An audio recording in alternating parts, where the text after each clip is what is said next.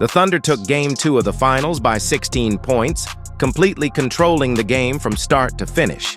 While their suffocating defense was a key factor, what stood out most was a specific offensive action that consistently dismantled the Pacers. Throughout the playoffs, Indiana's full-court ball pressure, a defensive staple, was evident from the start.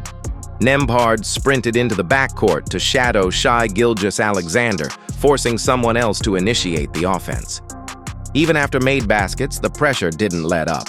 Nembhard pressed Shai, while Nesmith shadowed Jalen Williams, leaving Cason Wallace to run the point. Shai was often met with full-court pressure even when inbounding, with defenders hounding him for all 94 feet, just to make it hard to set up the offense. The Thunder's counter was simple: set a super-high ball screen, often 40-50 feet from the basket. This freed Shai from his defender and created a downhill advantage that compromised Indiana's defense and led to open looks. For example, in the third quarter, Nembhard applied full-court pressure. Hartenstein set a screen near half-court, and Turner had to drop high to contain the drive, leaving Hartenstein with a short roll advantage while Caruso cut baseline. Even when the screen came later in the possession, the Thunder spaced the floor smartly, stacking the baseline with a big in the dunker spot and two corner shooters, leaving the wings empty. This gave Shai the entire middle of the floor to work with, and with no help at the nail, baseline help was easily exploited with his footwork and touch. Whether it was Dort or another teammate setting the screen, the pattern held: force the defender into a hedge, let Shai attack the middle, and collapse the defense. This opened up shots for others, like Chet Holmgren from the corner or Wiggins above the break. Many screens were flat, almost like offensive line blocks, letting Shai build momentum. Even on misses, the process was strong. The Thunder often targeted Halliburton, using early flat ball screens to let Shai navigate multiple defenders en route to clean looks.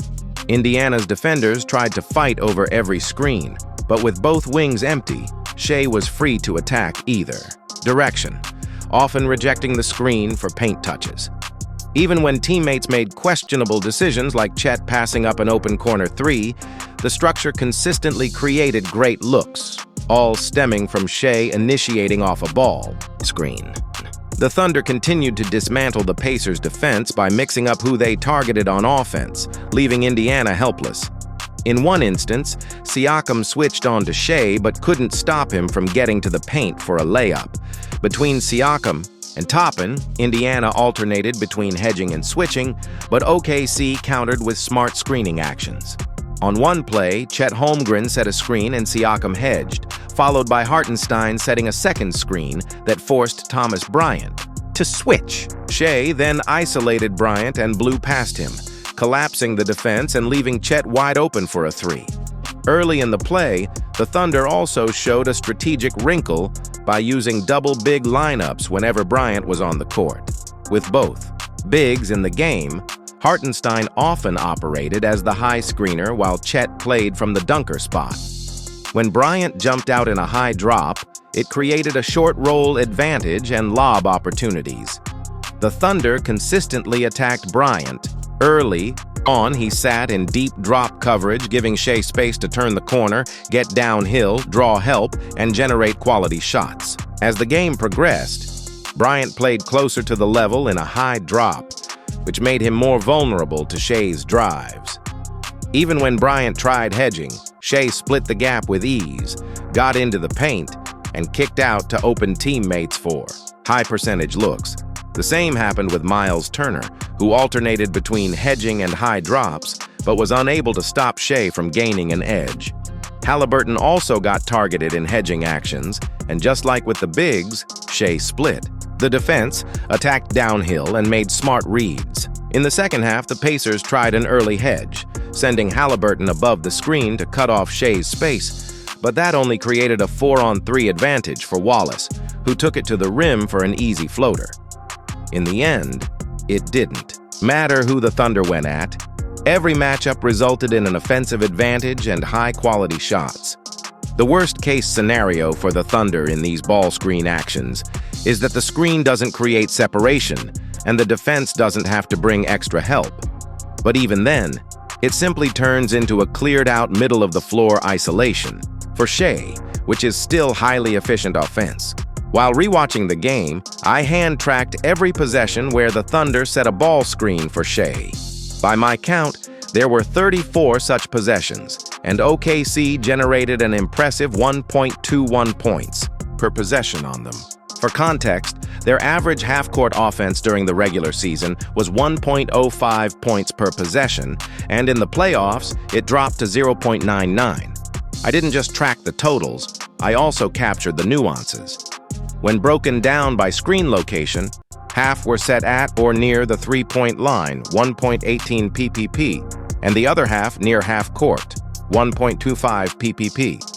Looking at who defended the screener, 14 possessions involved a big man and resulted in 1.43 PPP, 9 involved Siakam or Toppin and produced 1.75 PPP, while 9 involved Halliburton and yielded only 0.78 PPP. However, that lower number with Halliburton is misleading.